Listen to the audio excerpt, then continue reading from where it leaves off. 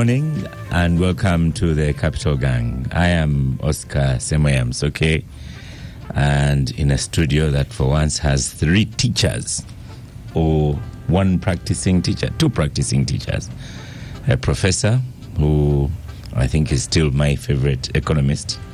I used to have 2 favorite economists, but I'm not so sure I have 2 anymore. But welcome, Dr. Fred Muhomuza, to the gang once again.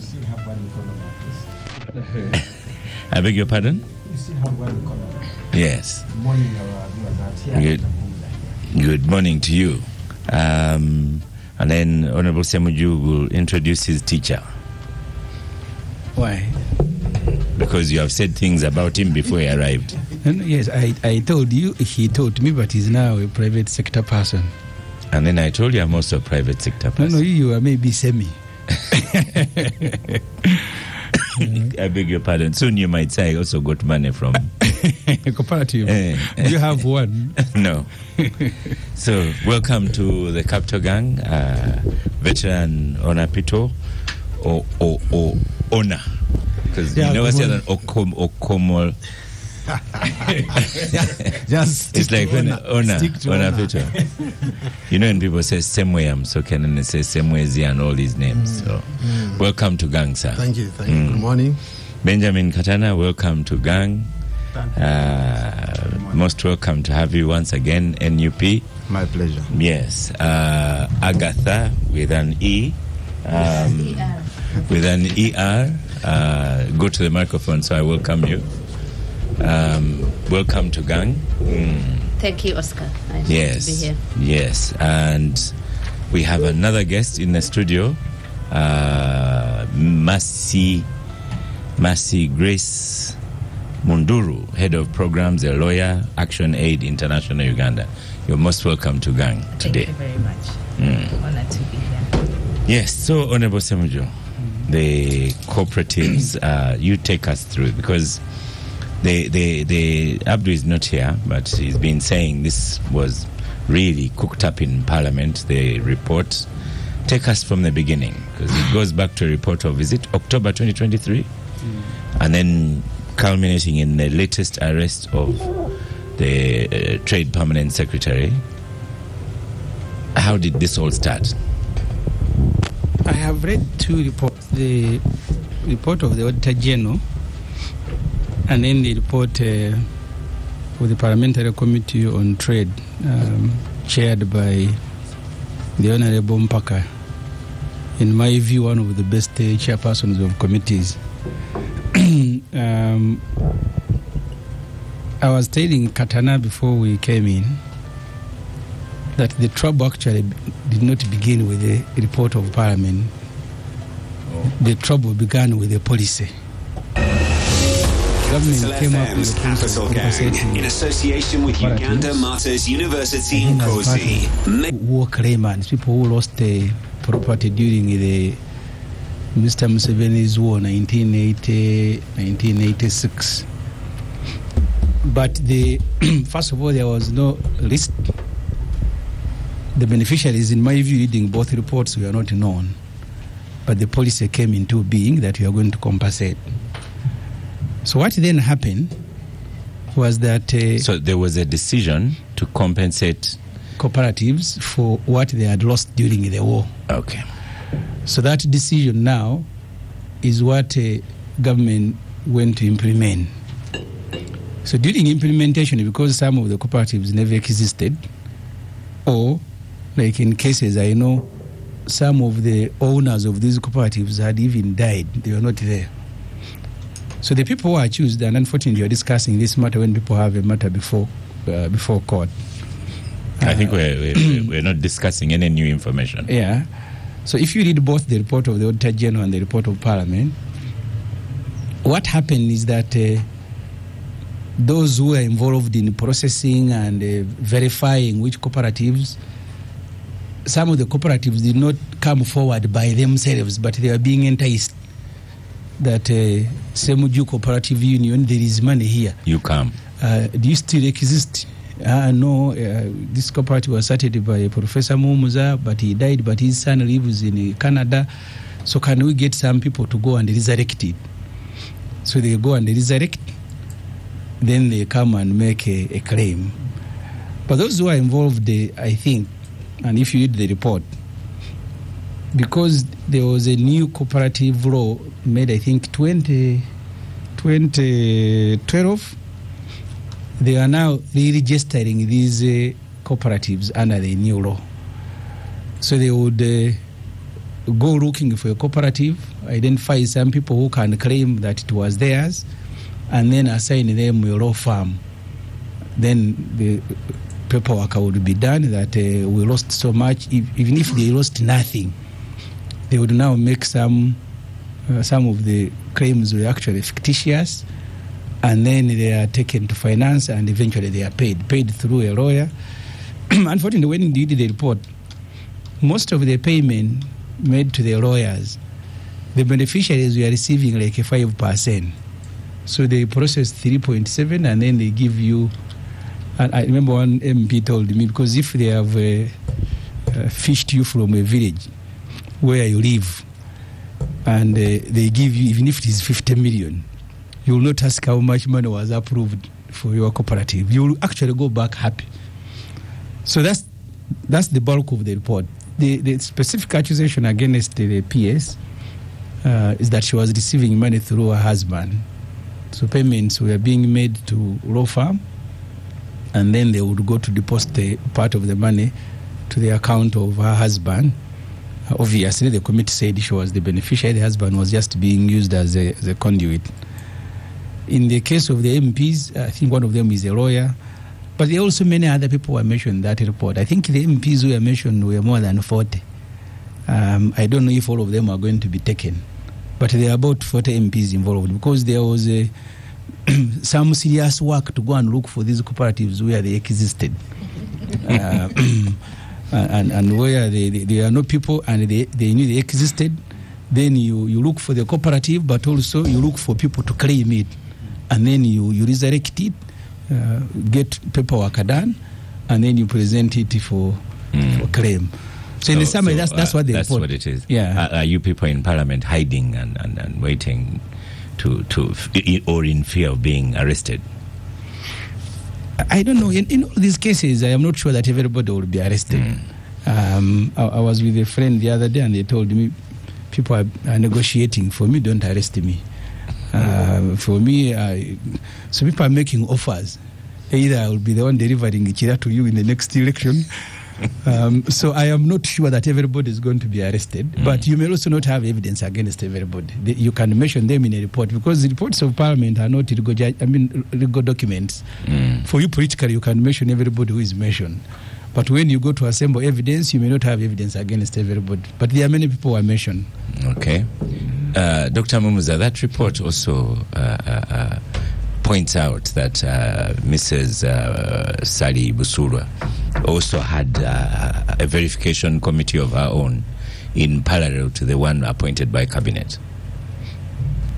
Yeah, I think that's why now the governance issues come in. And as I said, once you have no clear policy, because institutions are supposed to be implementing policy, now you don't even have a policy, you have a decision.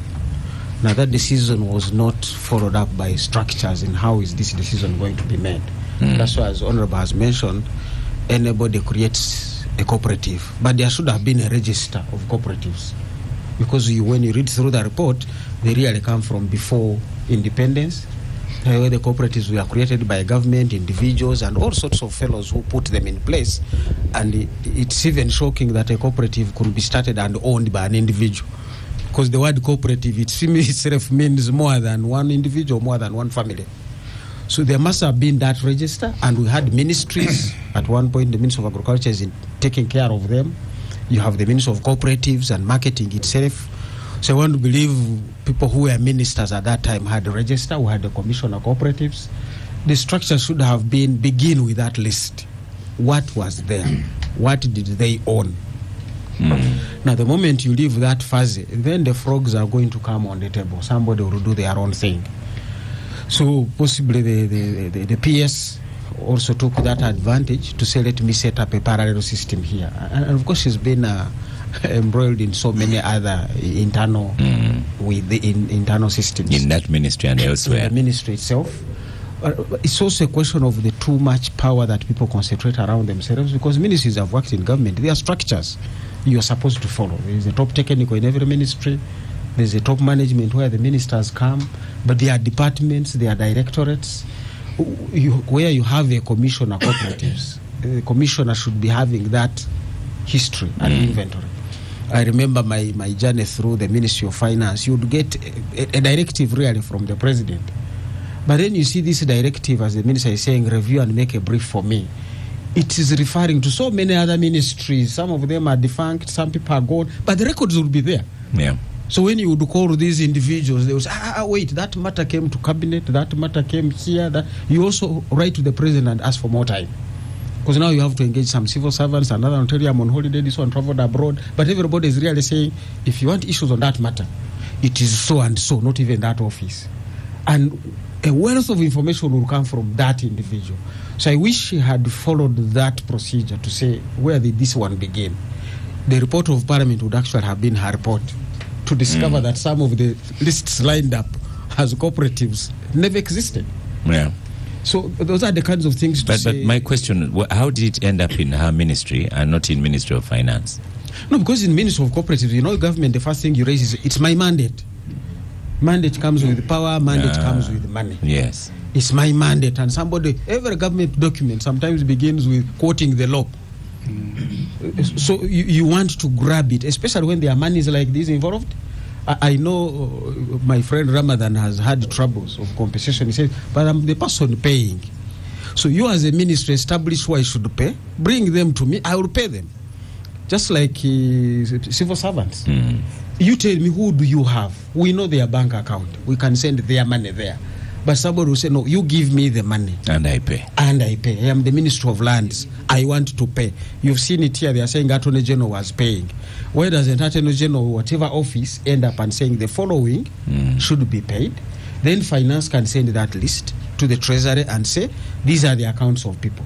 And that way, you begin also to avoid pay the lawyer, and then the lawyer will pay the other parties. Didn't the other parties have an account, or can they open an account? So you're really walking into mud and a swamp, and in a swamp, as we all know, there is no route. Where you find it shallow is where you take. Where it is deep, you disappear. Then somebody says, we are 7, how come we are 4? Anyway, people are gone. You want to avoid that in government. Yeah. Honor, the Assembly says you're in the private sector. Do you see these shenanigans from afar? Yeah, first of all, Oskar, it's always nice to return home after nearly 30 years. I was here as a regular. Yes. So I'm a blast from the past. I think growing up... Just going back to the 30 years, there's a veteran who told me that we forgot to celebrate Capital Gang at 30 years. Where did you used to sit in those days? No, we in which used to city? sit in Bowman House, which was not here. Not in here. So both me and Capital Gang have changed a lot. Yes. I was then like Semweya, more or less critical of the establishment. Down the road, I ate things. Were you as noisy? I was more noisy, but I mellowed. I've mellowed with time. even Semweya has mellowed. When you have last week I had Agatha Nafka. I nearly died in the studio, and Semweya was the quiet one. But to the story under discussion, I think for me the two words are really painful. That's cooperatives and compensation. I come from Teso. Actually, I live there. I just come to the Kampala once in a while. And the biggest word there has always been compensation. And up to today, people are crying for compensation for war losses. So when you hear billions being spoken about, individuals having billions, then you wonder, where do they get this money? Where do they get the root? And the people who genuinely seem to have lost are not getting anything. Similarly, cooperatives was a big issue. We thrived on cotton, and cooperatives managed a straightforward affair. You simply grew your cotton, and you had a cooperative store within walking distance, and you go and sell your cotton. So I've not heard of Teso Cooperative Union being compensated. Maybe Semweya knows better. So in this story, are there some, Semweya will help me, are there some cooperatives which were genuine, which have been compensated? And they are isolated cases but of... you see, the trouble, even where genuine claims existed and were made, they also exaggerated. So you may have lost a property worth 1 billion, but those who are processing will tell you, please claim 7. So those stories are also in the I think for... But Honor's line is completely different. It's saying Teso has missed out, so they might have to... No, the policy was put on hold because of this, but it was still ongoing. See? So, but I think the bigger story is what we are all familiar with, the scams that some people have specialized in cooking up in government, the ghost stories that have existed for decades. And the saddest bit then is to hear that Parliament, where the people are supposed to run for salvation, is at the epicenter of the corruption. But I think someone has already pointed out, looking at it from a private sector view, this is complete failure of corporate governance. I think in government, none other than the president is crying every day about corruption. So if even the chief executive is at a loss, so we are in trouble. We are in trouble as a nation, and I think Semweya, if you still has room to salvage anything, the urgency couldn't be more. And it's shocking. How does someone get the audacity to create a cooperative and then you pocket the money? I mean, and you still go to sleep, you still have a decent meal with your family and feel all is well. I know we all love money, but this is just, this is more than loving money. This is outrageous. So looking at it from a private sector point of view, you just see that it's systemic, and we need to take a deep breath. We have a warrior here, Agatha. At Harry, you've been a warrior against, when this story came out, I was thinking maybe Parliament broke it, you'll have some nice words about Parliament finally. But a report comes out I'm talking the impossible. So Ona, don't worry too much. There are some warriors led. One of the leaders is Agatha. The tragedy in this country that the warriors tend to fall along the way. Is it just the tragedy in this country? I think warriors will get exhausted and tired at some point in any country. I don't know if Oskar is saying we should credit Parliament for bringing it out, but... why would it take this long for action to happen? That's what I was going to ask you. This is a report of 2023, October. This report was... the Speaker gave these instructions for the Trade Committee to investigate this in August 2023. And the report came out in October 2023. You should ask yourself why it was never debated on the floor of Parliament. Oh, it wasn't debated? No, it was not. That's why we are just, people are talking about it now. Honorable Semweya here said that many people are implicated in that report. And indeed, the things I heard before this report came out were that report was actually amended to absolve some people. I tried to look for the original copy and failed, but there are bigger fish that were... Or the original, because the original would be the one saying, maybe the draft.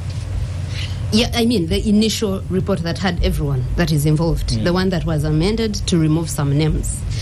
Well, because I have not yet gotten that evidence, I'm not going to mention the names, but there were bigger fish and bigger monies involved in that. And it was amended to remove them. In my introduction, I was about to say this time there's no conspiracy theory from Agatha. I've never given you any conspiracy theories. You didn't say. Oskar just, I don't know. But I like to say things that I am sure about. But that I'm sure that the report that we have ended up with is not what was discussed. But also, when it came up in October, the Speaker of Parliament on the floor said that she has decided to send the report to CID. And Honorable Semweya is here as a senior legislator. He might help us, enlighten us on where the Speaker got the powers to send a report, because now it's not yet a report of Parliament. If it was not tabled on the floor and discussed, the rules... So it's a document in Parliament. Don't anywhere say the rules that the reports of Parliament follow. It's tabled on the floor, it is debated, it is adopted, but it was instead, she sat and said she was sending it to the CID. And everyone knew that was illegal, that was ultra-vires, but no one challenged that. So that's why we are, I think this is 8 months later or 9, it's when we are hearing about that report. And we are hearing about it when the people that wanted to save themselves already saved themselves. And, the ones they want to take a fall for it, maybe are the ones that we are seeing now. When we talk about Geraldine Sally now, who is the latest, it's the things we say here every day, that the president is not interested in fighting corruption. There was another issue that Geraldine Usuro was involved in, about renovation of Farmer's House, which cost about 4 billion, I think, when renting other premises would have cost slightly higher than that. And that's when the Minister of Finance, the Minister of Finance interdicted her. And the President in October wrote again and instructed that they reinstate her. So you are not letting institutions work, and that cannot fight corruption. I think we will only be serious as a country if everyone that is involved in that report, the law firms that we have seen, the MPs, even those that edited themselves out of the report, and I don't know how that remains the best chairperson of a committee if under his watch something like that happens, because you can't say that Honorable Mwinempaka didn't know about that or doesn't know that. Maybe the report doesn't include all the people that it should include. But yeah, we are not serious about fighting corruption, and we let one person be the one to give the word. Whenever they feel fed up with you, Oskar, they can say. But if they are not, they will tell every agency and institution that is there to fight corruption, leave my people, they are corrupt by mistake, and that can't be a serious. We can't take ourselves as serious as a country in fighting the endemic of corruption, which has led to where we are. We want to discuss a planned march by Gen Z here, who think that they have failed to get any other avenues of these issues being addressed, who see that you have a plethora of institutions to fight corruption that we spend money on that don't do anything because you do not let them. And every day, instead, you think that you are going to resolve that by creating more and more. Thank you. Mercy? Thank you very much. And I think I'll digress just a little bit on that. I never thought I would live to really see evidence of political corruption and its semblance to bureaucratic corruption.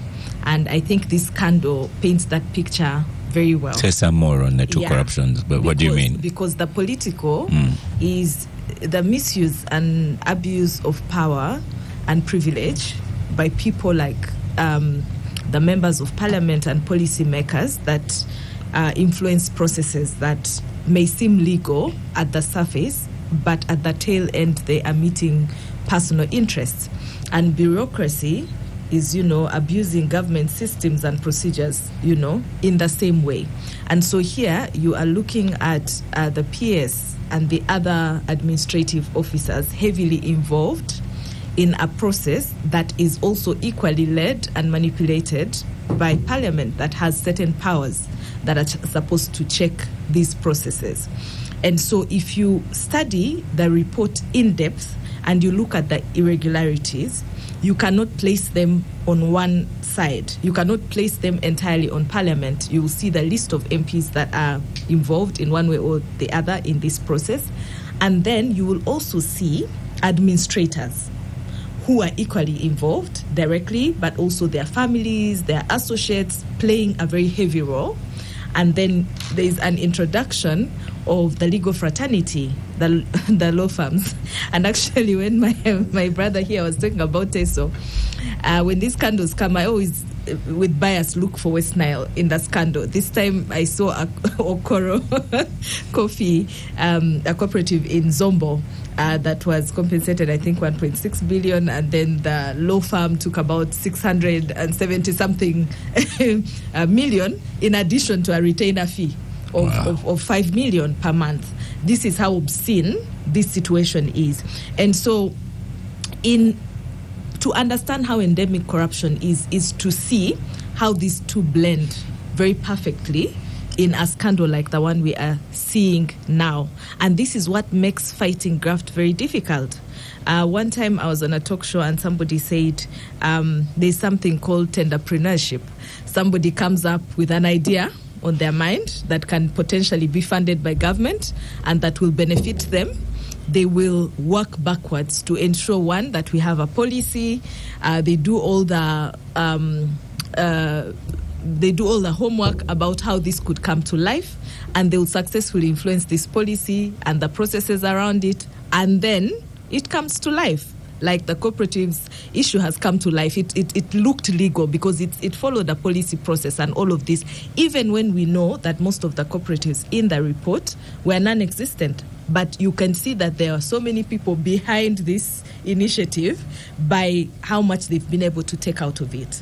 And so addressing corruption becomes even more difficult because there are layers and layers of actions, individuals, processes, and structures involved in enabling corruption. And we can be blinded because of the recent issues that are coming out to say it is probably more centered here. But when you read reports like this one, you realize that it has arms and legs elsewhere as well. And so addressing it would mean that the eyes have to be on a bigger ecosystem. And I can agree with Agatha that nobody is interested in doing that work. And that is the very unfortunate part about this matter. Interesting. Benjamin Katana. Thank you, Oskar. I have had the benefit of reading the report, but also listening to the background to this problem as laid down by the Honorable Semweya here. And this scandal is just another example of abuse of process and institutions. And they speak to a bigger problem of state capture, where you have narrow group interests taking control of institutions and policy processes. Because when you look at you know, Tiafuza said you must walk with a chapati. And the chapati in your pocket. I am now fearing because if he's a pioneer of capital gang and he walks in with his tea. Yeah. But This is not Bowman House. Yeah. And so you realize that this is just budgeted corruption. That even this money to be introduced, the idea to be introduced, probably the intention was to create a cash bonanza. And this has gained a lot of traction. Today I'm learning very new terms. Is political corruption. What did you say the other one is, Mase? Bureaucratic. Now you have said budgeted corruption. Yes, people will come and explain, but that money is in the budget. But when the motivation was to create an avenue. The other day we nearly killed Semweya here when he was saying that money is in the budget, when he was talking about your man. And that is budget corruption. Yeah, and recently I had the head of state complaining that Parliament is tinkering with the budget process. But the problem is bigger than that. That you have people who sit at the finance ministry working with heads of agencies, accounting officers in these agencies, create some avenues of stealing money like this one we are talking about of cooperatives. And I think the bigger problem is that this has been a journey. What we are seeing now are fruits of impunity. That we have had money lost no action taken. Even when there is semblance of action taken, it is lukewarm and dies along the way. You remember the Gavi scandal. Those who are older than me remember the Danzi scandal involving the NRA. Those who have been around know the compensation scandal involving the former employees of ISO. You are talking about law firms now, but there are also law firms previously that have received billions of money for people, and that money never reached the compensations in northern Uganda for victims of war. So the challenge is that this impunity has been here. People have stolen government money, and nothing has been done on account of political expedience. And even when it comes to taking action, sometimes it is selective, giving an impression that all you need is to make sure that you're on the right side of politics or the right side of blood relations and friendship, so that this will accord you protection from what normally is called the long arm of justice. So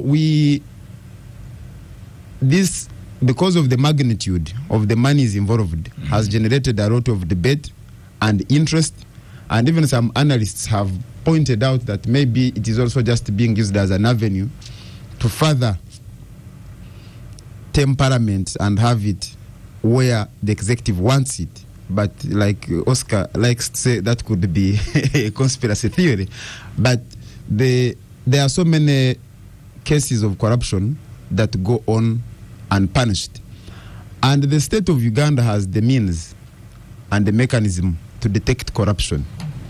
We have all these agencies that have people who work for them. The challenge is that most times these agencies are part of the corruption. That you have people who are running the accounts of state institutions, working in cahoots with people that are doing audit, working in cahoots with people at the Inspectorate of Government, working with people that are running intelligence agencies. Because the president, the chief executive, is a consumer of intelligence. He knows who is stealing what, he knows who is investing in what, and therefore government should know where that money has come from.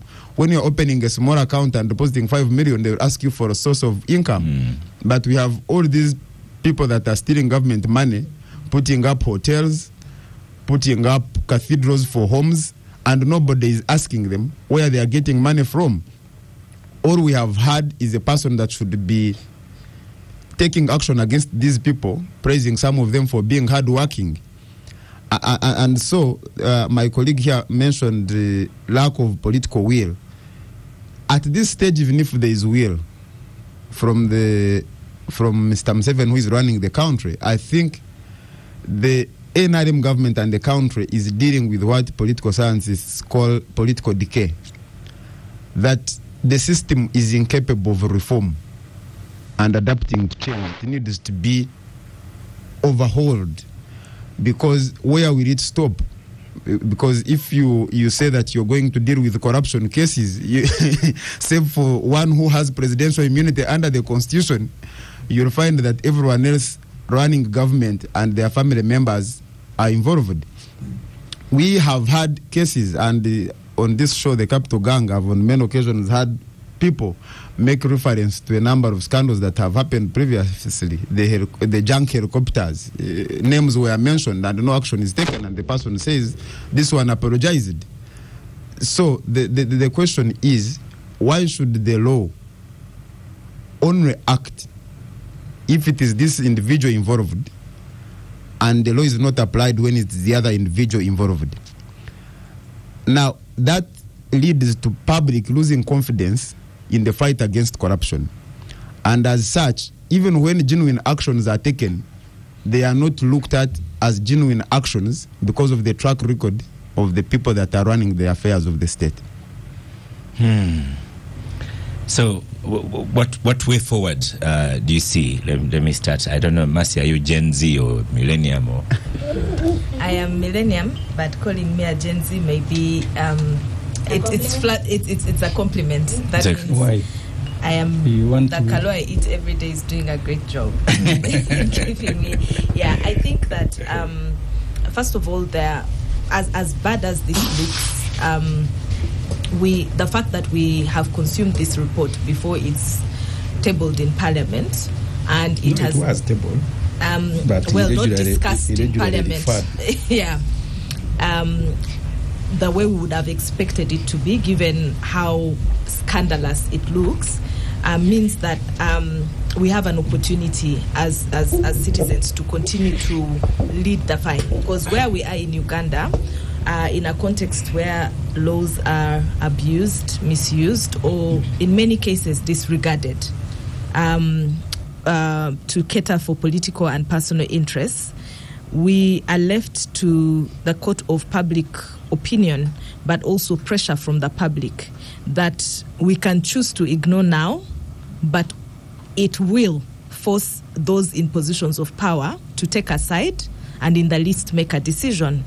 And there's an opportunity for the state to really demonstrate in action their commitment that they keep talking about in terms of its fight against corruption. Not once, not twice. I do not know how many times this year the head of state has made public statements about his commitment to fight corruption. And so in a scandal like this one, where names have been mentioned, how is the law going to be applied equally to those that have been cited? Obviously, in our Ugandan context, we have seen that government agencies are many times not the best placed to prosecute corruption. And I say this as a follow-up to what I mentioned earlier about political corruption, because it is led by the political elite, and many times it also has arms and legs to the policymakers themselves. And so the custodians of law and legal processes in our state find themselves compromised. And so their ability to make decisions on issues are very much rooted in our politics of patronage and allyship. You know, who butters my bread? And if I make a decision that is likely to rattle the feathers of the one that butters my bread, what is the implication for me? And so you find many times, even while we have an opportunity to make decisions and take drastic measures that demonstrate actual commitment, we fail to do so. And so it defeats the purpose. It defeats the purpose for which we have these laws in place. And for me, in the recent times, I celebrate the urgency with which citizens are leading the fight against corruption. They've gotten to a place where they are fearless. They've gotten to a place where they're saying, you know what, enough is enough. And I keep saying that you undermine the power of young people in this age and era at your own risk. This is the elite class that we educated several years ago. And the fruits of that education is beginning to manifest. They are not living in the era in which we lived, whereas information existed, access was not as permissible as it is today. We didn't have so many opportunities to learn across borders about how to organize, but they do. And they have every tool in their hands to wash you out dry. They may not get actions outside of you as quickly as they should, but the impact of their voice, their agency, their involvement in a fight will have long-lasting effects on those implicated in these scandals, whether within or without. And so I believe that that is going to be one of the opportunities. And if the state really cares about its legitimacy, if it cares about its reputation, it should decide to forego some of its political interests and take action, especially where information is readily available. Yeah. Agatha, do you feel vindicated with the exhibitions and AGOA, because you had exhibited these things as one of the principles there, and now Parliament itself is pointing out parliamentarians that we could say have taken money? Okay, you have said this again. I don't know if Parliament is the one that has pointed out in their report. In their report, they listed parliamentarians. That's why they refused to debate it, because it was about parliamentarians.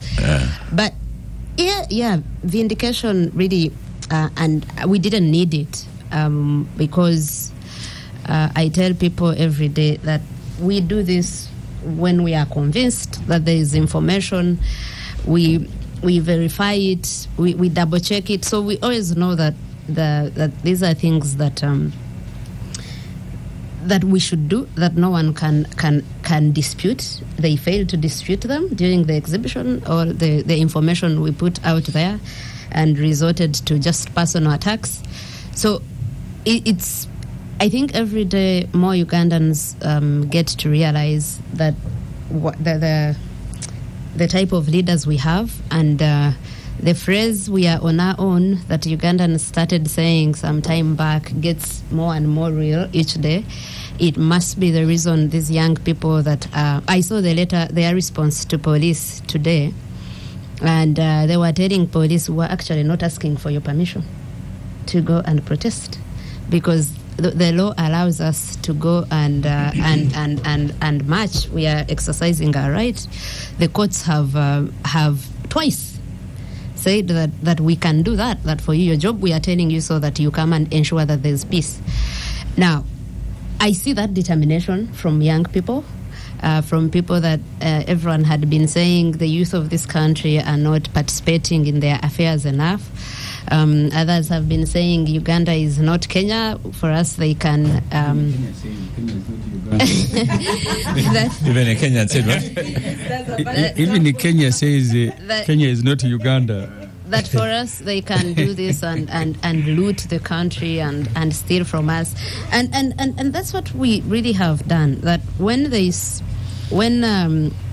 so many billions, 64 billion and whatever is stolen, you are trying to tell people that all the problems you have could have been solved by half if that money had been put where it is supposed to be put. You're telling them that the health center in next to you that has no doctor, that has no medicine, could have medicine. Or the women that go to hospital and find a list that, we don't have a surgical plate, we don't have this and that. It could be there. And Ugandans are getting aware of that. It's gratifying when you're a journalist, because that's what you are supposed to do. Inform people, give them information, empower them to take decisions that are informed. And so every day that gets reinforced, that now we are seeing young Ugandans saying enough is enough. No one is going to come to our rescue. Not the president of this country, not the IGG whose mandate is to fight graft, not the anti-corruption courts, which, tomorrow they are told to acquit and or the DPP to withdraw charges. So then that for me is what is very gratifying. That each day you realize that more people have been informed, more people have been sensitized, more people are thinking of what can we do, what steps can be taken. If these other avenues have not worked, we need to think of other ways. Yes. Dr. Mumza, what's the way forward? Is it going to be one of those cases, a lot of hoo-ha, and then it dies down? You've seen a lot of these, I guess. I think even if it dies out, you don't want to lose what doctors will cherish from a post-mortem report. It may be a failure report, that person is dead, but how do you extend this to what Ona was emphasizing, to curb the gross systemic lack of governance in systems? So you want to draw out of this to say, while we follow up with this, there are many other lessons we can roll out elsewhere. Already we have said this is a report of October 2023. So how do we make sure such reports again don't sit undiscussed and tabled and acted upon? But also now when you look through, they might have mentioned the parliament, and you might say the members of parliament, and now they are beginning also to go to the technocrats. The report is so full of other technocrats who are involved in it. But you also don't want to go to a technocrat and then fail to change the system within the mainstream functionality of government, to curb others, and maybe even to bring out others that are out there. Ona here has mentioned the Teso people, the war claims on cattle.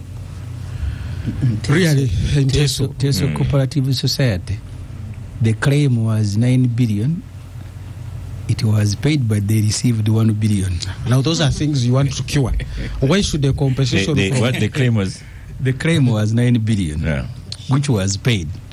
But the society received 1 billion. Now, maybe the 8 billion is hanging there. So somewhere. Those are things you want to look at, that even if we are resurrecting a dead cooperative, can we first resurrect it fully so that it has a management, a structure? And I saw that as one of the recommendations of saying strategy. When you get the money, what are you going to do with it? That demands you first have it registered. It happens an account. It has either a board or whoever. Put those things in place. Let's not miss out this, because once you haven't done them and you are ready to release the money, a lawyer will receive it on their behalf. Then the lawyer will decide, what should I pay myself? And then he will realize, guys, it's actually me who created it. And as Mercy said, they're already on facilitated the process. and they're already on a retainer. You want to have all these sorted out from this report. So for me, even if I wasn't looking at what court and DPP and the others are doing, there are so many other government agencies that should trigger into action to begin learning and drawing from this report, to put things right. Who should constitute a committee? How do you determine the losses? Because clearly the report shows some of the losses were because of the economic turmoil. Now, are these supposed to be compensated? Because even us, our parents and fathers and businesses, all suffered due to this economic turmoil. How do you deal with these coffee farmers whose yields fell from 466 metric tons to 32? Because of the economic turmoil, not that because anybody stole their wealth. Should I compensate that as well? But we draw lessons. Which lessons should also be speaking to, are we having similar economic situations that are ruining these very same entities? Cooperatives were not actually closed or collapsed. The new economic environment could not just allow them to survive because of their nature of operation. And that was part of the liberalization agenda. Let the best fight and win. Remove the weak ones, let them get out of the system. And the cooperatives really went out. Cooperative Bank was not closed. The closure is because it had collapsed. But in the banking system, you don't allow something to collapse on its own. It was you manage its fall. But that's what people will call closure. But literally, it has failed to live. It is like a patient who really doctors will decide, can we send this one to sleep? That's what the process the central bank did. But it had failed to manage that environment. And up to today, here people wanting a cooperative bank, saying government help us to re-establish it. No, it's not government which establishes banks or helps them to come in. The criteria is clear. Set yourselves up and come back. So the lessons, even for the cooperative union, I see they haven't learned their lessons. They still think they must subsist on charity from government, which is not going to be there. Because this government, even if it was charitable and willing, the capacity to really handhold such a system is not going to be there. Let me have Semweya have last word on this one. Before Semweya, you want to squeeze in a comment? He has now learned that, from my experience, he has learned that Teso got 1 billion. So, I'm supposed And to maybe the cooperative that was not in cattle. Look, I wanted to look at the bigger picture. My experience both in government and now in the private sector is that the propensity to take more is inherent in human beings. The crisis is that in government, unlike in the private sector, you don't have the system to hold off people's hands from the good thing. And I don't see corruption being defeated until when we have, I don't know how we can grow that kind of system whereby there is no single individual who has the liberty to get money as they wish. I know we have systems that ideally should be the laws and all that should be making that should make that happen. But then there is a lot of collusion. You know? Those who are supposed to check the other are not doing it because they have common interest. And sometimes I dream of maybe the government system as we have it is not working in terms of controlling money. Can we do something to externalize it to the private sector, which has also been demonized, but not the usual private sector, which is created by individuals, the way we are seeing cooperatives being created? Can we have legitimate companies that have shareholders who care about reputation, companies that are listed, outsource some of these financial control. Because the current system is just, I think nobody is able to control it. The president may wish certain things to happen, but there are people who have the ability to beat any system you put in there.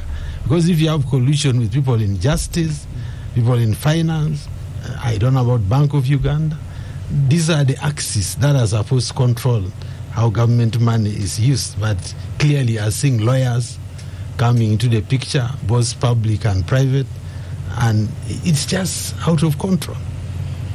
So I sort of say we can lament, we can change players, and I don't even think change of government is going to solve this problem. Maybe it's now become a disease. No. Master says, let's try it first. So, Honorable Semweya, is there an opportunity for this paper to come back to Parliament? To do what? No. It is now being implemented elsewhere. I think the first of all, I'm not sure that the parliamentary investigation were exhaustive. I'm not sure. They are just an eye-opener. Because if you're talking about, in the report of the Auditor General reports about 139 billion. People who are being charged, I don't think they have been charged for anything above 20 billion. So you need to get the rest of the people who put their hands on maybe about 120 billion. And as I said earlier, it was not possible for the MPs who are accused, and maybe Gerardina, without the involvement maybe of the government lawyers and the Minister of Finance. Some of the money that was being given out actually came to Parliament as supplementary budget. We have argued over supplementary budgeting. The law says these are things that are supposed to be of an emergency nature, unforeseeable, and so on and so forth. But they bring a supplementary budget, including compensation, whose verification should ordinarily take long. So really, for an item to appear in a supplementary budget, it means the MPs themselves are not the originator of the supplementary budget. They may ask that please include it, but those who are, so finance, the office of the government lawyer, the Attorney General, Solicitor General, and others. But for me, I think the sustained public pressure, because if you want to learn from Kenya, you start from stealing, and then you go to maybe what Katana called stealing through the formal budgeting. Budget corruption. Budget corruption. Because in Kenya, if you are at a stage where people are rolling back their own benefits, that this budget for the first and second and fifth day should go. This and this should go. So when you're at that stage of rolling back benefits, I think you may have succeeded. I'm not sure that the success is on both fronts. Because you want to stop the stealing and looting, and then you go and deal with privileges that people give themselves through the formal processes. So for me, what has been lacking in Uganda, I remember we had there was called University of New York, but one of those universities in America, they were at Parliament, there was still a journalist with the Monitor. And in their report, they said what was shocking about Uganda is that they will report that money meant for a road from this place to this, and people are not bothered. Okay. The beneficiaries are not bothered. Instead, one politician will make a statement as if he's the one who is bothered. So once you get the people to be bothered and either take action or threaten action, you may not succeed entirely, but there will certainly be a change. Dr. Mumza said even post-mortem is useful. So let's stop for a break, and after the break, we'll start with Benjamin. If the dead is not yours. On NUP. Welcome back from the break. This is the Capital Gang. Many topics for discussion. We've dispatched the first one. That's very topical. I hope it will not die out. So, Benjamin Katana, NUP was granted permission. Was the permission actually granted to restart the tours? Well, I think that is the starting point is that ideally police should have no business granting or denying permission to political parties or citizens to conduct legitimate and constitutionally guaranteed activities. But the history in this country under the NRM has been that political activities are largely censored. That organizing a rally or a meeting attracts unnecessary attention from the security agencies that have, in one way or the other, become part of the political establishment that NRM is.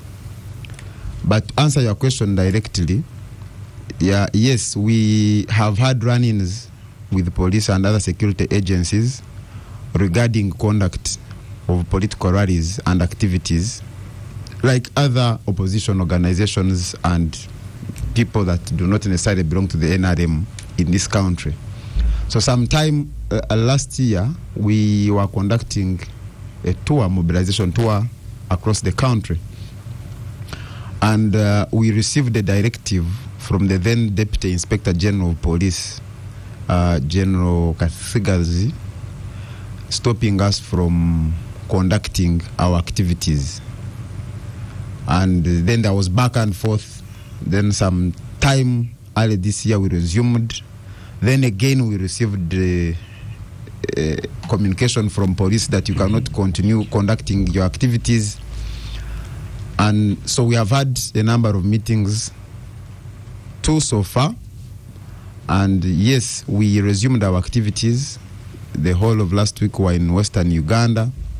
And we hope that we will not be receiving any communication from police anytime soon, stopping us from conducting activities that are legitimate and constitutional.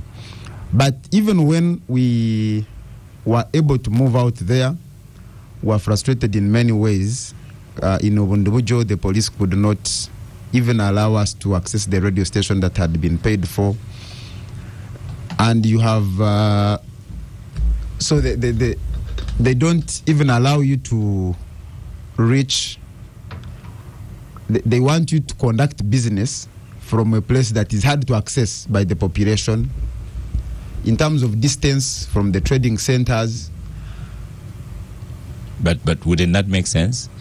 To be away, say, from business areas and all, so that you have better concentration, perhaps, and less disruption. It should be reasonable, because if you're going to be ordered to hold your activity 40 kilometers away from the urban centers, it means that there's a very big population that you're not going to get an opportunity to address. And not everyone... 40 kilometers is far. Not everyone can afford the transport to move from that place to another.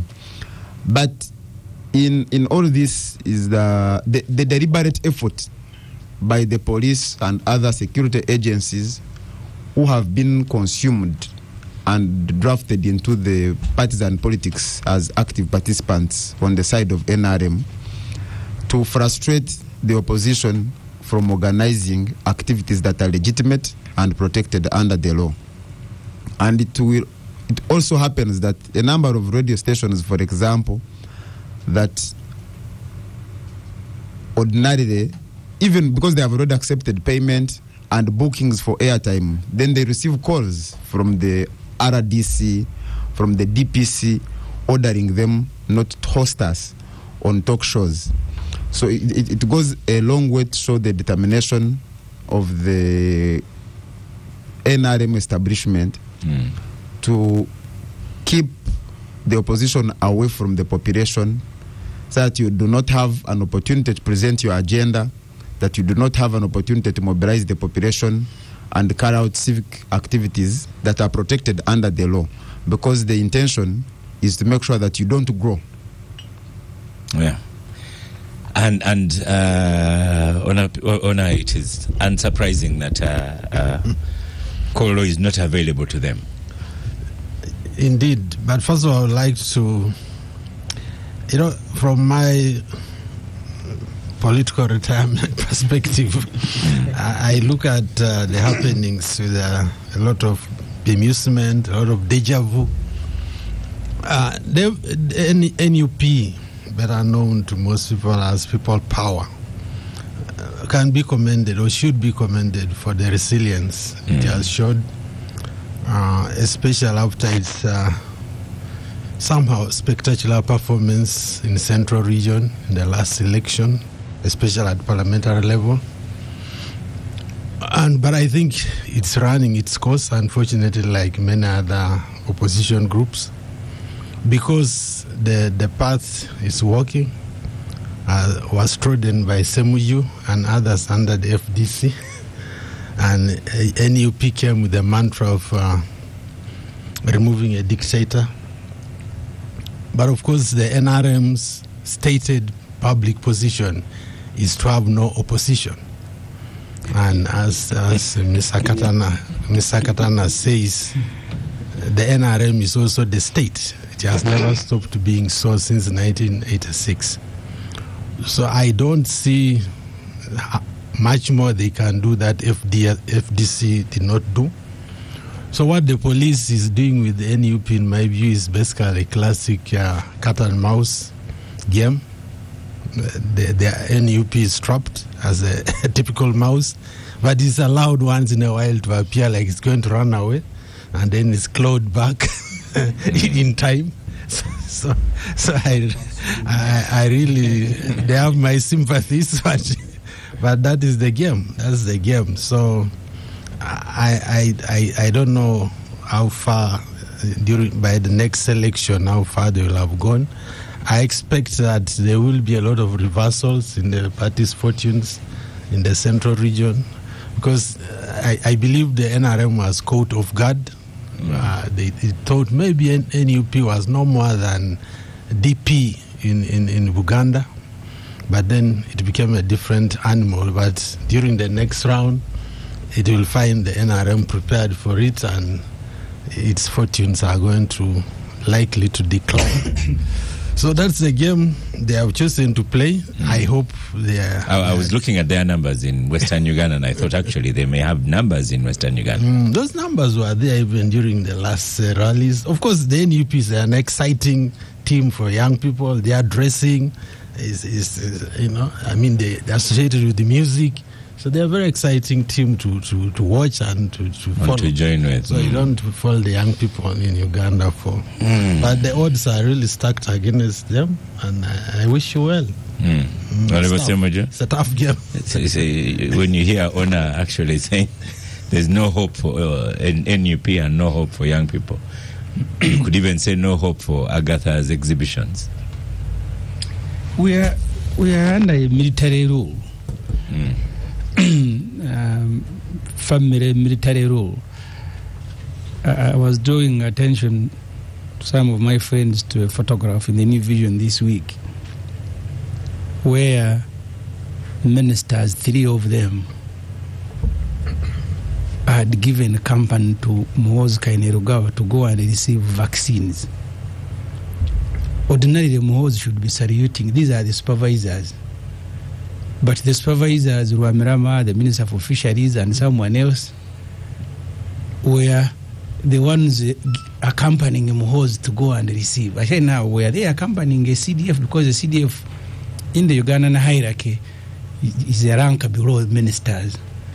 Maybe the rank of Museveni's son is above ministers. I said maybe I will seek clarification in the parliament whether they went to accompany the son of the president or they are accompanying an officer under their supervision.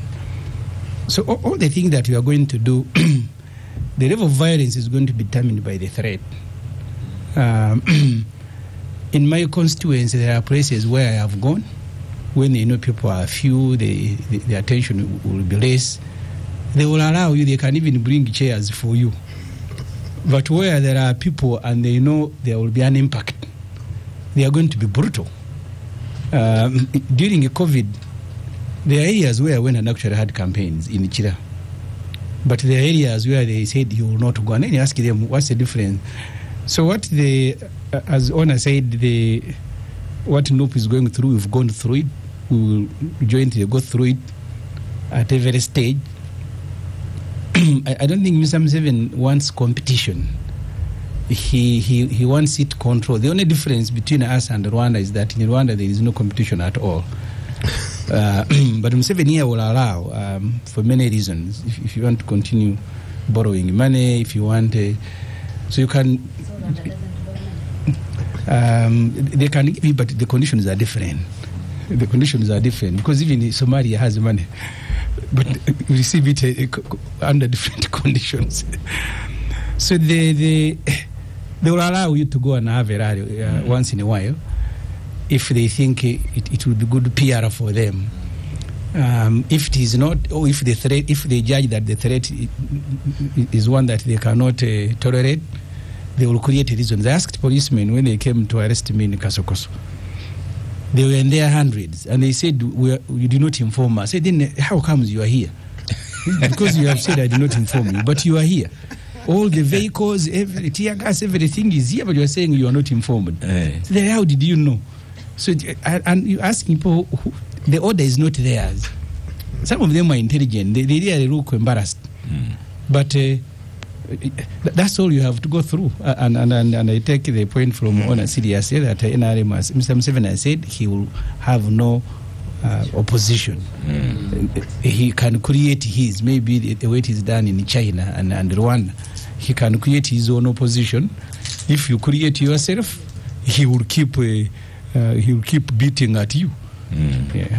You know, our Joseph Otieno has invited you to UPC. I don't know when you are going to honor his invitation. One of these days he'll be back here and give you a Otieno is my friend, but he belongs actually to another UPC. There are 2 or 3. He's not in the mainstream UPC of Akena. He has his. NUP won't go to Kolo. You've seen that notice. Were you surprised? No, you asked us here last weekend, and we all said no. You all laughed. Or who was trying to, I don't know what he was trying to do, because sometimes these days he says the truth about government and you get shocked. I saw his response to Nakalema on Twitter yesterday, saying that what Nakalema was saying was hogwash. I also saw his response to the letter of police to those Gen Zs.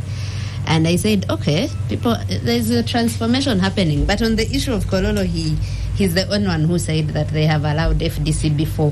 The day they allowed us to go to Kololo, when the leaders passed, they closed the roads. In fact, we arrived at Kolo, myself, Dr. Besje and Lukwago. We were about 100 people. They sealed off the roads at Africana, the side of Game and everywhere. They had to protect you.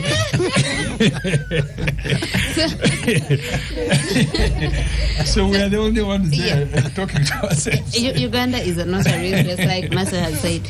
So those things, when they happen, yesterday after the letter from police, it came after, in Kenya, the Kenya Law Society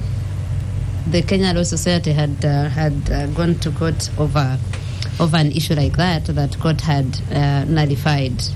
And you ask yourself here, when they say Uganda is not Kenya, they are very right. When you see a letter from police like that, when it clearly knows it has no mandate to stop people and to tell them what avenues or to take or something like that, and you see us keep quiet, and then after that we saw another letter from the Interreligious Council saying these children shouldn't tag them. They don't want to be partisan. I don't know when. That's corruption. Yeah. There's a letter circulating. The Interreligious Council. They are protesting just being tagged because Gen Zs were tagging them in their posts about the March to Parliament, and they said, "Do not tag us. We don't want to be partisan. We don't want to participate in partisan politics." But these children are talking about corruption. Since when is corruption? And you see stuff like that. There is a video that Spire made 3 days ago, still talking about police and these people in authority. And he made so many short videos in there and said, you are sleeping in these unipods. You are enforcing illegal orders for people sleeping in malls, mall-like houses. So you look at the police we have. There was also someone who asked a question when these young people went to meet police and said, was the meeting in Dinka? And what he meant was, they met 4 police officers that were all Banyankole. And the other contrast was that the Gen Zs where there was no Westerner in them. I noticed that contrast. But the what I'm saying is that the authorities... No, there's Mr. Makana Kennedy Ndiamahaki. Oh. Yeah. Okay, Makana, I hadn't seen the Ndiamahaki name. I thought it was just Makana. I've never heard it as a Nyankole name. But yeah, so that's it. That some things are so glaring, people notice them, and they just put there. When he said Dinka, we first didn't get it until I saw the names of the police officers. But the thing is that we have people that are aiding, and we've been trying to write about abuse of power. And talking about enablers. So there are those that abuse it, like President Museveni, like all his people, the Speaker of Parliament. But then there are these people in these positions that enable that. The state, the prosecutors that prosecute people for criticizing leaders, the judges and magistrates. There's one in Brora's case who has been adjourning it for one film series on after the other. This yesterday he didn't even show up, and I think we should profile them, we should write to them, we should do those kinds of videos like the one that Spire did, and say that it's first of all what you're doing is illegal, but also you are really not benefiting from that. Your children will not benefit from that. This country will not benefit from that. When we are saying the things we say and we are called fighters or people who are attacking others, we are being personal and attack. This becomes personal. I don't know why people don't get it. It becomes personal when you know that people are dying in hospitals because they cannot. Why wouldn't it be personal? When you know that tomorrow our children will not have any schools to go to, when you see how schools are run in this country and a kindergarten child pays 2 million, with no one regulating it, with ministers Minister of Education running schools, so they have no need, they don't feel any need to regulate because school fees because it will affect them. We also, what happened during COVID, when people would die in hospitals and the hospitals retain bodies because of those very exorbitant, outrageous charges that were there. If we had those basic services provided by our government, it wouldn't be like that. So you see people who do not see that and take you who is trying to say this is wrong as the one who is being antagonistic and personal and whatever. And I think we need to get more and more people to stand up against this abuse, these people that are abusing power. They have no power whatsoever to stop anyone from using these resources like Kololo. It's public. When you talk about these rallies, the nationwide tours that they have allowed again, I don't know if we all remember the words of Felix Kulaije during those rallies. Benjamin, remind me what he said about the bombs, that there was some terrorist whatever comment he made, and he said, if they die from this, we will not be held accountable. But they had been ensuring that MK Muhoozi's birthday parties and rallies were happening safely. Mercy, will NUP return to Arua? There are some not so good memories there. Yeah, I think since those memories, they have been returning to Arua, and for some reason, I do not know. Well, I know. I'll not pretend I don't know. Actually, in West Nile, when opposition comes, police do not They do not stop. They do not dare do anything. They just allow things to happen and they move because and it passes quickly. The power of the people can defeat the power of the gun in certain contexts. So they don't try that very much in West Nile. But I'm not surprised that they have allowed NUP to go over its planned activities. I want to believe that it's just part of the, for lack of a better word, participatory flavor. Just trying to flavor this electoral process, having some bit of flavor because we have allowed opposition to do its thing. But as we know, and as history has documented very well, that this can quite easily change. So we'll wait to see how long that will be. Sometimes it has been permitted, but then it is quickly withdrawn. And what is really interesting about this is that it is not even legal to seek police permission to do something that is entrenched in the law, but we have normalized that so much that citizens actually believe that it is legal to do so. And I don't need permission to go and visit Semweya's home from police. No, you don't.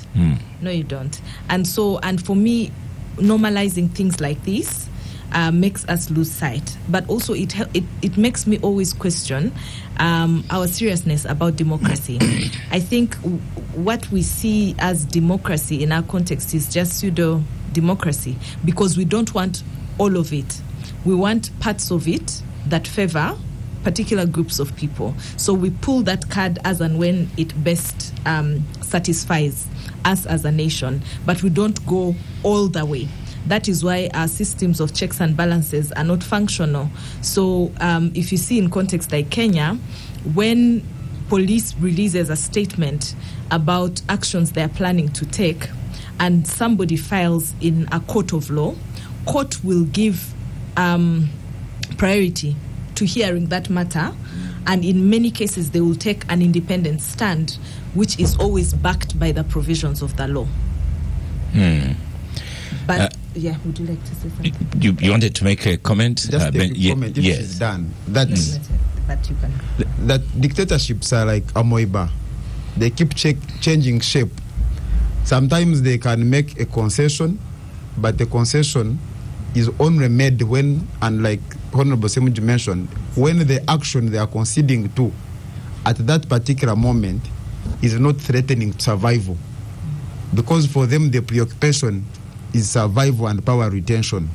So if at that moment the concession helps them to push that agenda, they will make the concession. If it doesn't, they will not make the concession. Yeah.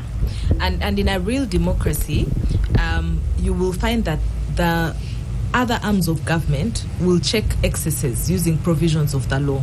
But the fact that we can witness sheer abuse of the law and there is no arm of government that takes an independent decision to ensure that the state is, respecting its commitments that are enshrined in its law, goes to show you how weak what we consider as democracy is in our context.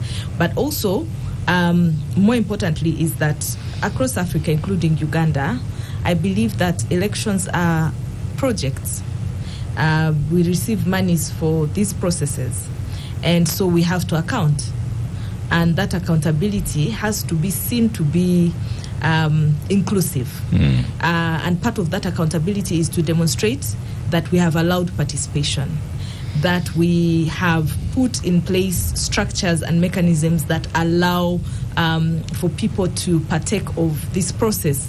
And so sometimes certain actions are informed by that because they are projectized. But at the bottom of it, is it really democracy that we're looking at, or is it a pseudo-democracy? And I think we have an opportunity, and I'll say this again, our government has an opportunity to cleanse itself and to make this process better than the ones we've witnessed before. Let it be participatory. Demonstrate your strength in winning the belief of citizens in your system by allowing them to freely participate in the process without the fear of losing their lives if they chose a political affiliation that is not widely popular. And also we need to ensure that the recommendations that have been made over the years out of suits that have gone to court against elections are actually implemented right from the onset, because again, and as I conclude, this is the bed and the foundation we're laying for some of the issues that will come after this cycle of elections. We were talking about corruption earlier, but corruption actually begins from electoral fraud and the processes therein. The things that, the lengths and heights that people go to obtain access to be able to freely express themselves and build their political momentum before a subsequent election. And so once we start the process the way we have always known, then the children of this process will be manifested in the next 5 years as the scandals we're seeing today, because many politicians get into some of these scandals to pay back for some of the fraudulent actions that happen pre-election. And so let government's decisions be consistent across the spectrum with regards to what they call democracy and which is enshrined in the law. Thank you, Mercy. Dr. Mumuza, Agatha talks about us teachers and schools. You are in a public school, me, I'm in a private school, but you are the one with the Gen Z people. So if we transition to that topic, you concluding on the NUP tours, and then on to, I'm seeing a letter here by police writing to 4 people, telling them that the walk will not be allowed, the petition to Parliament. But do you see NUP coming to Bunyoro? Well, it's part of Uganda, so and there are voters there, so I'm very sure they are interested in that part as well, even for many other reasons. But also learning from NUP, they were stopped and then later on they were allowed. So the Gen Zs also need to know that this letter of the police stopping them, they should continue engaging the police. Eventually, whatever reason the police has may change, because police has given its reasons. They may be factual or not, that's not our detail. But eventually the conversations between the Gen Zs and the police should continue. They will eventually be let to go. But the beauty I have Carl here saying Oskar Kolo is under renovation. The road has been dug up. And it says maybe Semweya needs a room at State House, since he can't talk about anything without involving Museveni and his family. That he will respond to. But I think for me the main thing is, and this week we had a very good discussion at Makerere University Business School with the scholars and Professor Nwagaba and others on what actually is the problem.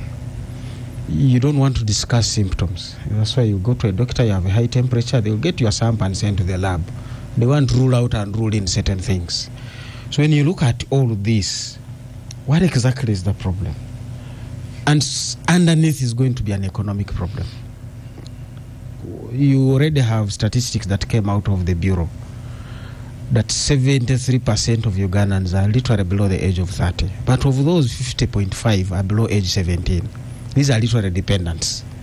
They are not working, but they need education, they need health, they need accommodation, they need food. So the socio-economic pressure on these youth, and remember some of the Gen Zs you're talking about are the 18 to 30, who are looking after these younger ones, because their parents were not lucky enough to make money and take care of the younger ones. So some of these people are looking after their siblings. So at the end of the day, you get into an economic problem. And how do you solve this? And this is not going to be solved by police. It's not going to be solved by saying, guys, sit down. A hungry person will still rise up, because they are hungry. Until you feed them or you give them an opportunity to eat, you're still going to have that problem. Now you go back and look at the salary structure in Uganda, really. This week I was shocked to find that one of the people close to me that I know earns 130,000 a month. Now, even if you have to go to Kasokoso to look for rent of less than 130, and that is your entire salary. You haven't eaten, you also have a child to take to school. With the current condition of government health facilities, you must look for health. You begin to see where it is coming from. The police have just received an increment of 17%. I'm talking about the bottom of the pyramid. From literally 375 to 140. What can that do? This police office also has a family. has relatives, has aspirations. So he may not, by nature of their work, join the Gen Zs, but in his heart of hearts, they all share the same common problem. So like we were discussing with IGAD one time, I learned one great thing on disasters and some of these hardships in the region. Don't begin to ask who is lighting the matchstick to burn the grass. First of all, ask two questions. Who brought the dry grass here? Or how did the grass dry? How did the grass dry? Because until you go back and rejuvenate the grass, all these animals are going to migrate. And if they have to walk through your compound, you certainly are not going to remain with your crops, with your house, even yourself. You know the great migration of the wild beasts in Kenya. So we need to get back to the fundamentals and say, the Gen Zs, whether we discuss democracy, whether we discuss they should come and demonstrate, and that's not going to solve the underlying socio-economic problem. That Uganda has a problem like where we began with the cooperatives. They died because of economic hardships. These young people are not going to allow to join the cooperatives, and then their ghosts to begin being resurrected to be compensated in 2040. They have to make sure they live to see the day, as they are saying, survival is for all of us. So can we have serious economic conversations on the nature of policies, the nature of budgeting, the nature of planning, the nature of corruption? I think I see the three C's in our earlier discussion: the cooperatives, compensation, and corruption. They are all there. And grade C in rating of for us teachers is not a good grade. How do we rate off the C's and make sure people are graded to B and then eventually to A, and we can talk to A plus economy? Until that is done, these fellows are 33.5 million, below the age of 30. You cannot put them in prison. You cannot keep them away. They need to eat. They're asking for genuine, basic things. Can I sleep decently, work, go to school, or send my siblings to school? That, for me, is the real fundamental problem of this country and this economy. Honorable Semweya, I'm reading a tweet on X, formerly Twitter, by Kabshenga, and you know, it says, if you don't engage the national youth, you will confront radical anarchists, and says you refuse dialogue with opposition, you go to NUP. So and by the way, is it such a bad thing? Youth, they are youth in NRM, they are youth who are active, you would say active, against government, but I don't want to say anti-government. The bulk of the youth are sitting out there, like the Americans appeal to undecided voters. This is where the bulk is. Forget the 4 or the 28 or 2,000. There are these 30 million Ugandans out there. What do we do with them? You undermine experienced legislators, you got Zake. This is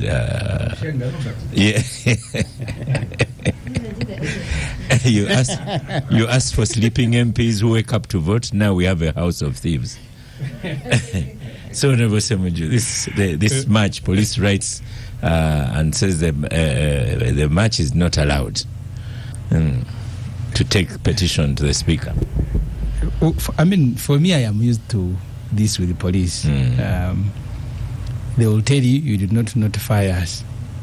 When you notify them, sometimes they will say they did not see the letter. If they see it, then they will give reason like they have given. Because the decision. But even if you don't notify, you made me laugh. They turn up anyway.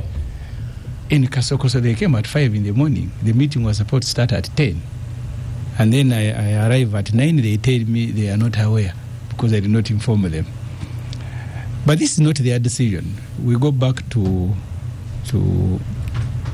NOB. I keep referring to an incident. I don't remember which year it was. They disconnected water and electricity in police barracks. The motivation was that they wanted non-policemen to go away. Especially after the vote. I don't remember which voting it was. So when they disconnected water and electricity, the wives mainly staged the demonstration. Their husbands fired tear gas at them around Rugogo. Policemen firing tear gas at their... What do you call that? Domestic violence. Firing tear gas at their wives who are protesting because they had been disconnected. So sometimes when I am addressing political meetings, I extend sympathy to policemen who accepted to work under these conditions. that you will be made to fire tear gas at your own family. Because you see, you get arrested. One time I was taken at Ginger Road. I was with Wafura. And then they say, you see, you guys, they deployed us for the last 3 days. They were not even bringing lunch. So you were at a police station detained, and you were the one buying lunch for policemen. There is a guy who had been arrested, this young woman who defrauded the Mzungu. The husband had been at a Ginger, Bad Black. The boyfriend had been there. He came with lots of blankets. So the other inmates I found, they told me most of the blankets were taken by policemen. Because they told me at least a day there. So I was telling policemen in Kasokoso and soldiers, we are in this together. So we are all slaves. So if they can make you, Oskar, fire tear gas at your own family, and then in the evening, either you carry a gun or you take the gun to the armory and return home, I don't know how you're going to be received. So the people who are coming to Parliament, I think, as they said, I'm told, I haven't seen their response, their responsibility in the law is to inform police. Yeah. That's where it stops. In the old Police Act, before the Public Order Management came, there was a requirement for them to issue permission. Yeah. And it was taken to court, and court saying, no, you have no business issuing permission. Your role actually is to facilitate. And in the case, because for a demonstration, they're going to ask you for a rally, for a venue, a receipt. But walking to Parliament, you don't need the receipt. So nobody should give you a receipt that you are going to Parliament. So really, I want to encourage the young people to continue, because even us, you want to go and do a rally, they tell you either the venue is not appropriate, because they're implementing someone else's decision. If he says you go, they will say you go now. They will even escort you. If he says don't go, you will not go. As they were abandoning me in that pickup in Kasoko, so I had, especially UPDF, they were choosing me, you want to bring Kenya here. Because for them, they were standing there, they were not participating, but they were talking. You want to bring, so you can say they have charged them that people want to bring Kenya here. So that's what they must fight. So I think in every meeting now, they see a Kenya in it, because the conditions are the same. Population that is poor, population that is... Kenya never saw Sudan coming to their way. until it did. So I know they will face the same things that we face. Ona? Look, I think the bigger question is, can Kenya happen in Uganda? And I like to say it can't, because Ugandans in general have suffered a lot of abuse by government since independence. And along the way, many of them are, in my view, exhibiting the equivalent of withdrawal symptoms. So the challenge for the young people who may want to ignite something in Kampala is their countrywide courage or appetite to do the same, which I've seen in Kenya. And I don't think there is, because precisely over the years, Ugandans have learned not to expect from government. Even these acts of corruption which the elite are getting away with, and some of the wananchi may cheer them, is because of there is no belief strongly that these are our resources, because government has never, especially since the 70s, really given people that sense that it's there to give them and to satisfy their needs. So the best you can hope for from government is to be left alone. If you can go to sleep and there is no chaos, either due to some, for us in Teso, cattle rustling, in many parts of the country, some rebellion, and people have resigned to that level of satisfaction, in quotes. So I'm really worried that the young people who have the consciousness based on social media are not being empowered by the rest of the country to really go ahead and we shall join you. And if that is not going to happen, then we might have to be Uganda and let Kenya be Kenya. Benjamin Katana. Unfortunately, Kenya can't be Kenya without affecting Uganda. Our goods go through there. Yeah. I think first of all is for the citizens to realize that pronouncements like that one from the police are normally what is expected in repressive systems.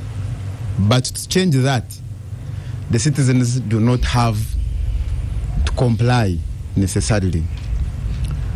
So my appeal is that the citizens must continue to challenge the attempt by any agency that is being used to frustrate the actions of citizens that are legitimate. But number two, and to depart from the opinion of my neighbor here, I think normally events that alter the course of history are many times unanticipated. Even in Uganda here, if you use the example of the NRA people, they did not go as 1,000 people to start what eventually led to the collapse of a government. In Kenya, they had just gone through what most of us applauded as a democratic process. Nobody anticipated that there would be such an uprising that now has brought them to where they are. And so is Sudan, and so is the rest of the... If you look at the Arab Spring, those governments were even more despotic than the ones we are dealing with, and some of them with the element of monarchy, that these people have lived with this monarch and the entire family reigning over them for thousands of years. But like I mentioned at the beginning, the events that alter the course of history normally are unanticipated. But also for citizens to know that the freedom, liberty, inclusion is never given as a gift. Most of the what we now call Bill of Rights and things of that nature, even where we copied or learned them from the British until 1688, the glorious revolution, the monarchy reigned as it wished, and the wishes of the monarchy were the rule of the day. But because people rose up and challenged that, they are where they are. And Kabshenga's comment on not refusing dialogue with opposition, and now you ended up with NUP. So well, that is his opinion, and the bastardization of NUP. Pardon? Isn't NUP opposition? The bastardization, maybe to mention that the bastardization of NUP is the bastardization that FDC received, the bastardization that every opposition group in Uganda has received. So for me, that opinion coming from NRA being bandits. Yes, coming from that gentleman, I don't think it even deserves my response. But the bigger message to the population is that letter from police, first of all, is a form of intimidation to tell the people that this is a roadblock that you can't go beyond. But freedom is not achieved through listening and complying with illegitimate and unlawful orders from representatives of a system that is repressive. Mercy. The people are writing about you on Twitter, on X, formerly Twitter, and getting good mentions. And already I've had a definition here of corporate corruption from Ochom, who is delighted to share the Transparency International's publication of political corruption. So listeners, go on X and catch up. There's a lot of people listening and posting very, very quickly. So this Gen Z, I guess you'd seen a response from police already. Yes. And Agatha says they have also responded. Probably I haven't seen the response. Yeah. So how will it end? Will they follow police and continue dialogue, as Dr. Mumza says? Not at all. No. Not at all. I've not seen a fearless group, and I've been privy to most of their organizing. Organizing in the sense that, raising consciousness before action, helping people understand the issue especially the issue of corruption. What is interesting for me is that they are focusing on the issue, which is corruption. They are not about party. They are not discussing anything else. Theirs is the issue, and they have their own structures. They've pulled me and a couple of other people into their discussions. For example, last week they wanted to learn from me and others who have participated in processes before, especially protests and others, what some of the learnings are, what they should be cautious about, and things like that, which I found really interesting. But they are moving forward with their planned actions. And as I've said before, and I'll say it again here, that you underestimate this generation at your own risk. We have not dealt with this generation before. We've been dealing with millennials and because it was not there. No, it wasn't. And it's not only because they were not there, the context in itself is different.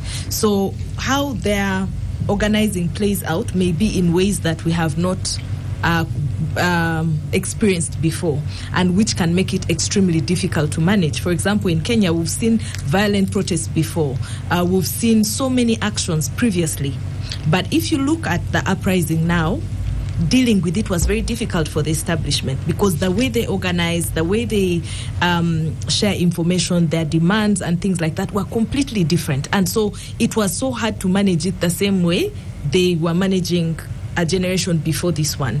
And so it's not a good idea to undermine what they are planning to do based on past experience or otherwise.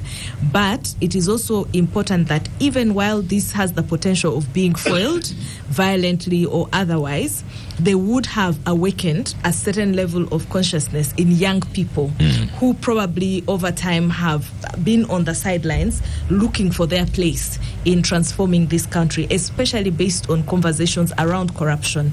These have often been resigned to probably civil society, politicians in the mainstream, political parties and all of that. But this conversation now going to young people, being centered and them understanding the potential impact it has on them, is an awakening that this country needs. Because for us to have the long-term inclusion that my brother Onapito talked about, that in Kenya there were other groups of people who were in solidarity with young people. For us to get to that place, this critical group must start by doing something, which they are doing now. And the least this will do is to awaken that level of consciousness. They will pick learnings, and I can tell you the political trajectory of this country will not be the same again after these planned actions. I have noted how your tone even has gone up. Your choice of words, diction has improved. The passion has awoken in your voice. And listeners, that was, I'm on the show with my headphones on, so the one was chewing Star Cafe Samosa was Semuchu. So thank you so much. Chapati. Is there something we need to know? No. That was Star Cafe Samosa. So well done, Honorable Semweya. Thank you so much, Star Cafe. So Agatha, last comments on this. This they want to go to Parliament, and I should tell you, Honorable Sarah Pendi was also joining. Saying on X, formerly Twitter, the president recently called on citizens to join in the fight against corruption. If people prefer to express their opinions through peaceful demonstrations, I expect security to issue guidelines and provide security but not threats. The fight against corruption should be supported. So even people aligned with NRM perhaps support these things. Quick one. Pardon? The beauty of Uganda is that before the young people go to Parliament, we might see them in State House first.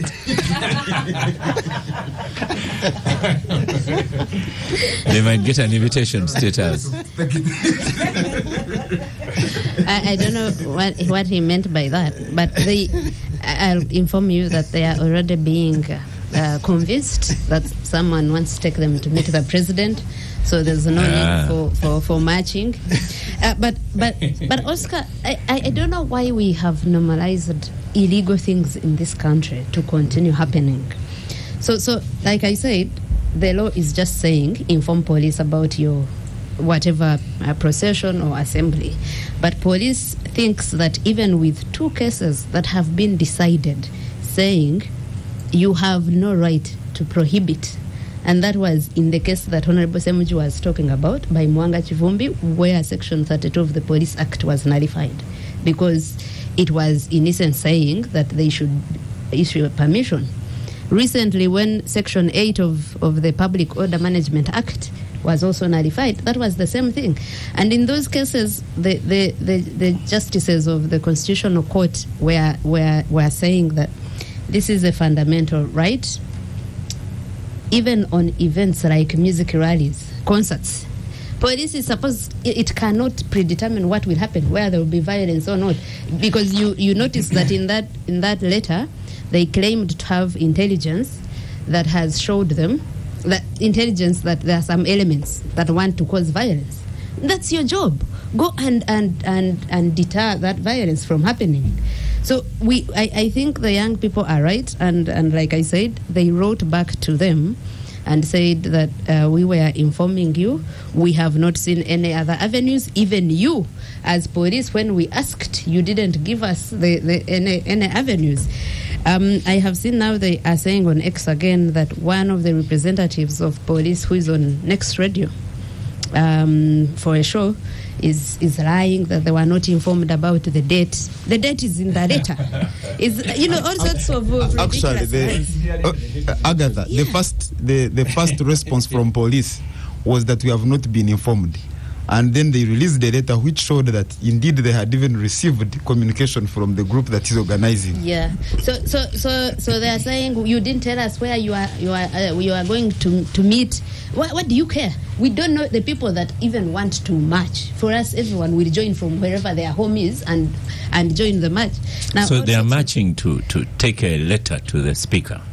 Basically, that's it. It's a protest. It's a protest. They want to. I don't know. The letter must have come in later. Initially, it was just a protest to show dissatisfaction about how Parliament is being run or is, appropriating resources. And they want to have placards. They want to wear T-shirts that is saying this and this has not been handled the way it should be handled. They have all these figures about monies that have not been accounted for. And initially that's what it was supposed to be, to protest how things are being run. I don't know if later they thought we want to take a petition to the speaker or to speak to her or the members of parliament. So Agatha, you are having last word on the Capital Gang. What is it? Or should I ask? Oh no, the last word. Because sometimes when you have your last word, I encourage everyone to march to Parliament. I am happy that even like you said, NRM stalwarts are saying, like and Saro Pendi are saying that they should allow people who are helping. We are essentially helping President Museveni fight corruption. That's what he says he wants to fight. Yeah, you are helping President Museveni. Yeah, he says he wants to fight corruption. It has become endemic. It has become. You're not fighting him. It has become a cancer. So both him and the IGG, they have asked us to join. So we are helping them. So, she makes it difficult for me to allow her have a last word. Let Honor have last word. No, Oskar, for me it's really... How can I have that one as last word on gang? I think we need a lot of soul searching. If at all Uganda still has before you have your last word, I wanted to caution Mercy here when she said, honor my brother. I think you say, honor my judge. So we need to discover our soul, because I think the level of cynicism in the country is quite worrying, because often people will say, look, even those young people, if they were given a chance, what would they do? Remember, President Museveni has said all at different stages in Uganda, the young people have been at play. Post-independence leaders were young people. The NRA were young people. Now if Gen Z also took power, are they going to change anything? So we need to ask those hard questions. To kill off the cynicism and give people hope that maybe the young people are really meaning it and not just seeking for a chance. Thank you, Star Cafe, for powering the gang. It is true, Honor participated, had a couple of samosas, so thank you for that trust. Thank you, gangsters of today. Honorable Semweya, Ona Pito, thank you very much. Mr. Ekomoloid. Yes. Mr. Katana, Masi Munduru, Agatha with ER, Atohaire, and Dr. Muhumuza. Thank you so much. Thank you, listeners. Continue following us on our social media platforms. I am Oskar Semweya Musoke, and I shall see you next week.